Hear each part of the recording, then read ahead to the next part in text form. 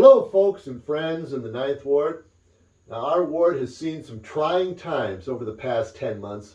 You know, it's no coincidence that the last two police killings happened in the Ninth Ward. It's true that our ward has a history that lends itself to a negative outlook on our police department and our public safety situation. But I would like to challenge you today to be optimistic. The truth is, there was a time not so long ago when a police killing, even one as tragic and incomprehensible as the George Floyd incident, would have been met with a complete disregard for justice or accountability. The mere fact that the officers involved were terminated, arrested, charged, and are now at the trial stage represents a significant improvement and advancement that often gets lost in our larger public frustration. We have protests, we have an increase of force and manpower from law enforcement. It can all seem overwhelming and hopeless. Let me try to reassure you that it is not. It is, in fact, progress. Unfortunately, in our nation's history, nothing worthwhile ever came easily or immediately.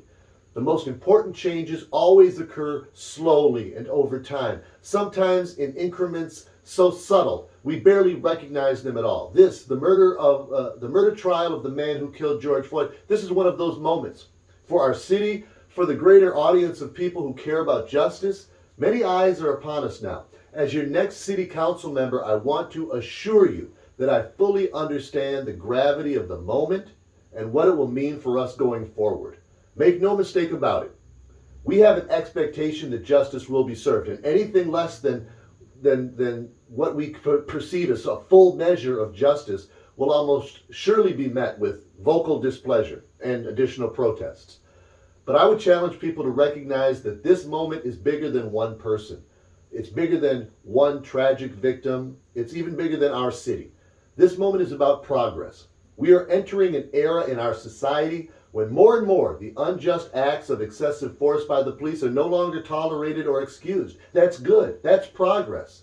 We have a city united behind the idea of justice for George, not divided on racial lines or by socioeconomic status. That's good. That's progress. We have an attorney general who is working to secure justice for our state in a way that has never, ever been done before. That is positive movement for a larger cause that will echo into our future and hopefully be a moment in time we look back on as real change. So I have a simple message for people who feel moved to be active, to have their voices heard, to understandably join with other residents in a show of solidarity behind our ideals of social justice and equality. I am with you.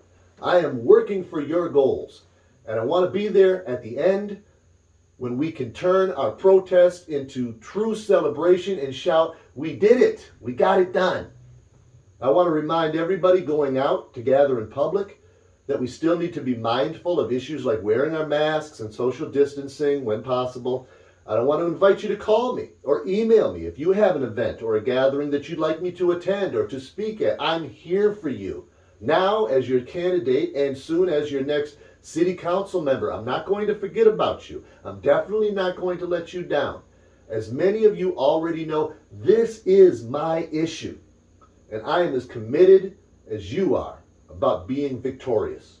So stay safe, get your vaccine when it's your turn, and God bless.